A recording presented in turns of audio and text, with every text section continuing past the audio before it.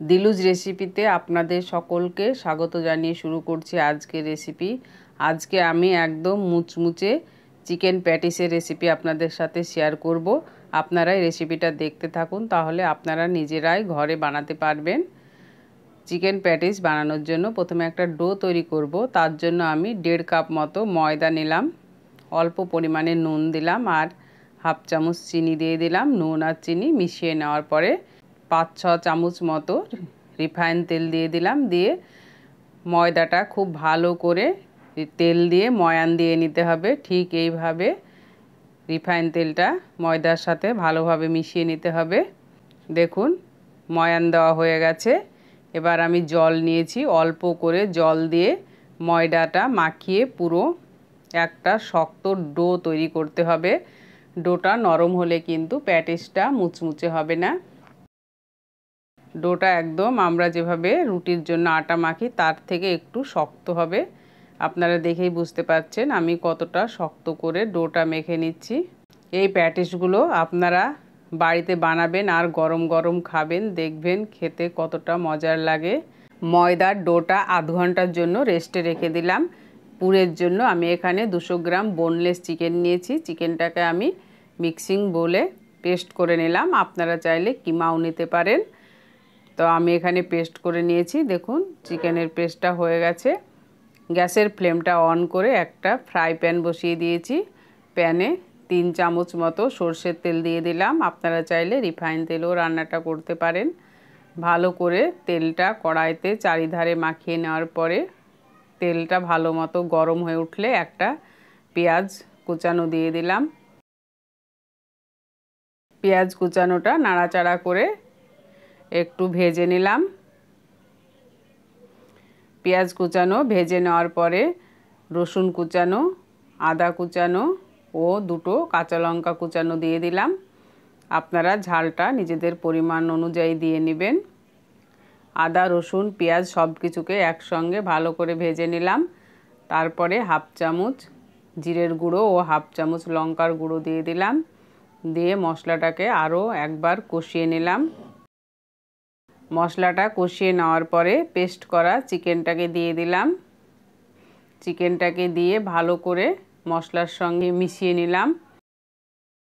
Chicken দেওয়ার পরে এইভাবে নাড়াচাড়া করতে হবে।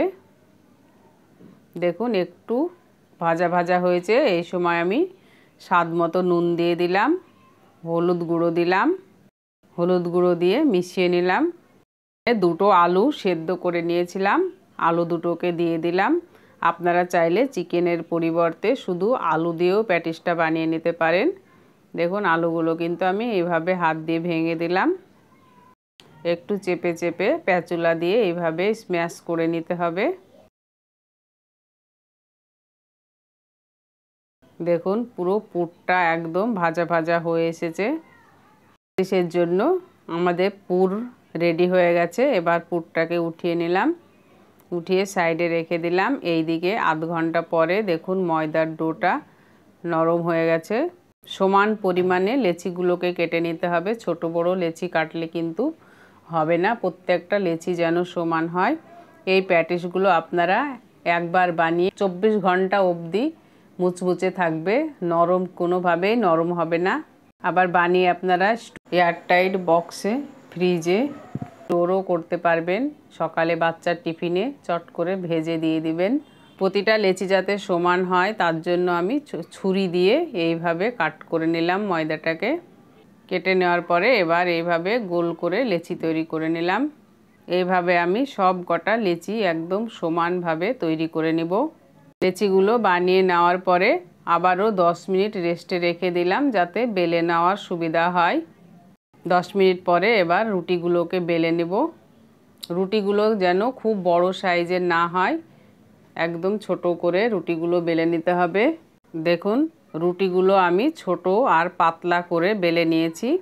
এবার একটা প্লেটে রেখে ওপরে একটু ময়দা ছড়িয়ে দিলাম, দিয়ে তার উপরে আরেকটা রুটি বেলে রেখে দেব। দেখুন আরও একটা রুটি আমি একই রকমভাবে বেলে নিলাম। এইভাবে সব কটা রুটিকে কিন্তু বেলে নিতে হবে। এখানে আমি 3 চামচ ঘি আর তার সাথে 2 চামচ কর্নফ্লাওয়ার গুলে নিয়ে একটা ক্রিম তৈরি করে নেব। এই কর্নফ্লাওয়ার গুলাটার জন্যই হচ্ছে প্যাটিসটা মুচমুচে থাকবে আর ঘি দেওয়ার কারণে টেস্টও ভালো হবে। আপনারা ঘিয়ের পরিবর্তে রিফাইন তেলও ব্যবহার করতে পারেন। ঘিয়ের সাথে কর্নফ্লাওয়ারটা দেখুন একদম ক্রিমের মতো করে গুলে নিচ্ছি। দেখুন একদম এই রকমভাবে গুলে নিতে হবে। এবার আমি এখানে প্রথমে একটা রুটি দিয়ে দিলাম, দিয়ে অল্প পরিমাণে ঘি আর কর্নফ্লাওয়ারের গোলাটা দেওয়ার পরে আঙ্গুল দিয়ে এইভাবে রুটির প্রতিটা জায়গায় খুব ভালো করে মাখিয়ে নিতে হবে। খুব ভালোভাবে কর্নফ্লাওয়ার আর ঘিয়ের গোলাটা না মাখালে কিন্তু লেয়ারগুলো খুলবে না। তারপরে ওপর থেকে শুকনো ময়দা ছড়িয়ে দিলাম, দিয়ে আবারও আর একটা রুটি দিয়ে দিলাম, দিয়ে একই রকমভাবে ঘি আর কর্নফ্লাওয়ারের গোলাটা এইভাবে রুটির প্রতিটা জায়গায় খুব ভালো করে মাখিয়ে নিলাম। মাখিয়ে নেওয়ার পরে আবারও শুকনো ময়দা ছড়িয়ে দিলাম। এইভাবে আমি পর পর 7খানা রুটি সাজিয়ে নিয়েছি। একই রকমভাবে সব ওপরে যে রুটিটা দিয়েছি সেটার ওপরে কিন্তু কর্নফ্লাওয়ার আর ঘিয়ের গোলা দিতে হবে না। দেখুন আমি 7খানা রুটি সাজিয়ে নিয়েছি। এবার ময়দা দিয়ে এইভাবে বেলে নিতে হবে। সব রুটিগুলোকে একসঙ্গে বেলে পাতলা করে নিতে হবে।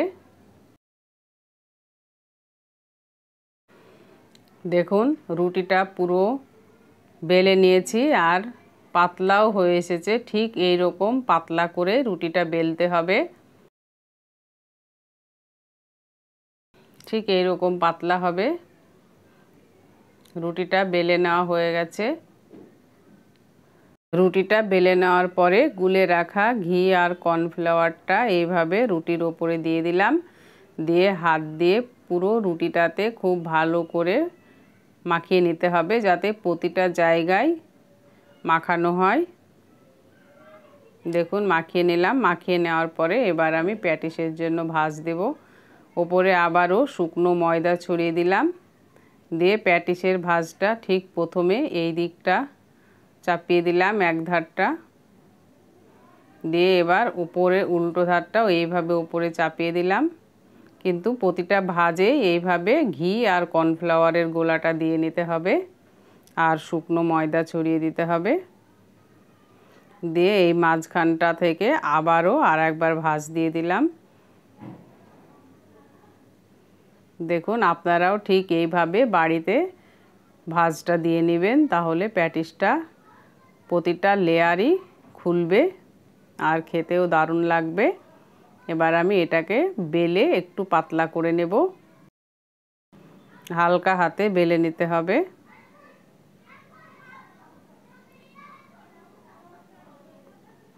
আপনারা অবশ্যই এই প্যাটিসটা বাড়িতে বানাবেন, দেখবেন গরম গরম প্যাটিসের স্বাদ কাকে বলে।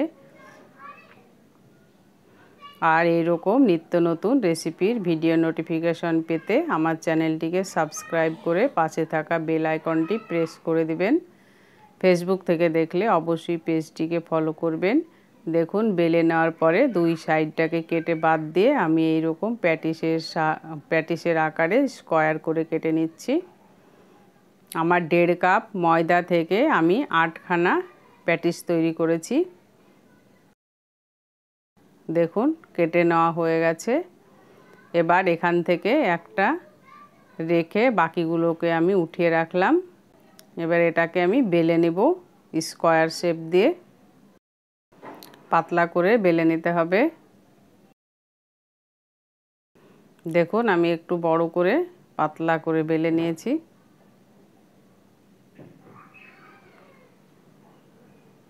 বেলে নেওয়ার পরে এবার তৈরি করে রাখা পুরটা মাঝখানে দিয়ে দিলাম। পুর দেওয়ার পরে আঙ্গুলটা ভিজিয়ে একটু জল চারি সাইডগুলোনে মাখিয়ে নিলাম, যাতে সাইড মুখটা লাগানোর পরে ভালো মতো জুড়ে থাকে, ভাজার সময় খুলে না যায়। এবার কোণ বরাবর 2 সাইডটা ধরে এইভাবে দেখুন মুখটাকে বন্ধ করে দিতে হবে। দেখুন কতটা সহজ প্যাটিস বানানো। এই যে মুখটাকে আমি চেপে চেপে ভালো করে বন্ধ করে দিলাম।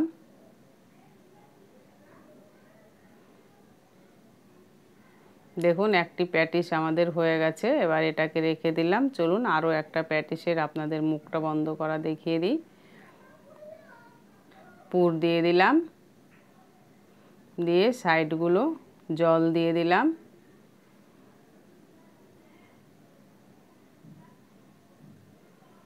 এবার কোণ বরাবর ধরে এইভাবে মুখটা বন্ধ করে দিলাম। এইভাবে আমি সব কটা প্যাটিস বানিয়ে নিয়েছি।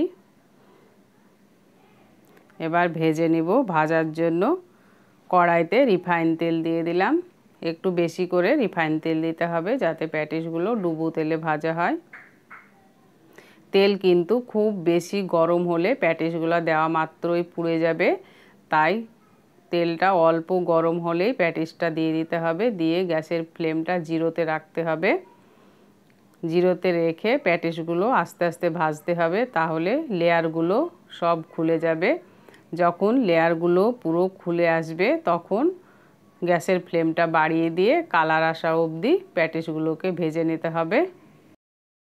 দেখুন আমি এইভাবে ওপরে তেল ছড়িয়ে দিলাম আর লেয়ারগুলো খুলে এসেছে। এবার আমি গ্যাসের ফ্লেমটা একটু বাড়িয়ে দিলাম, দিয়ে উল্টে পাল্টে পুরো লাল লাল হওয়া অবধি প্যাটিসগুলোকে ভেজে নেব।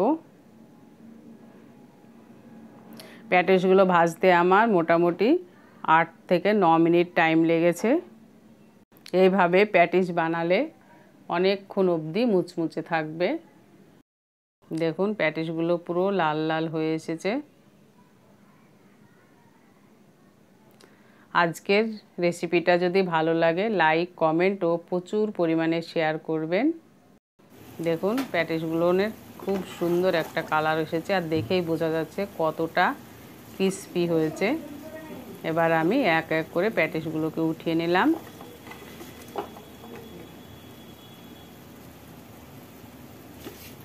উঠিয়ে নেওয়ার পরে বাকি প্যাটিসগুলো আমি একই রকমভাবে ভেজে নিয়েছি। চলুন আপনাদের একটা ভেঙে দেখাই প্যাটিসগুলো কতটা মুচমুচে হয়েছিল। আর লেয়ারগুলো দেখুন প্রতিটা লেয়ারই খুলে খুলে এসেছিল।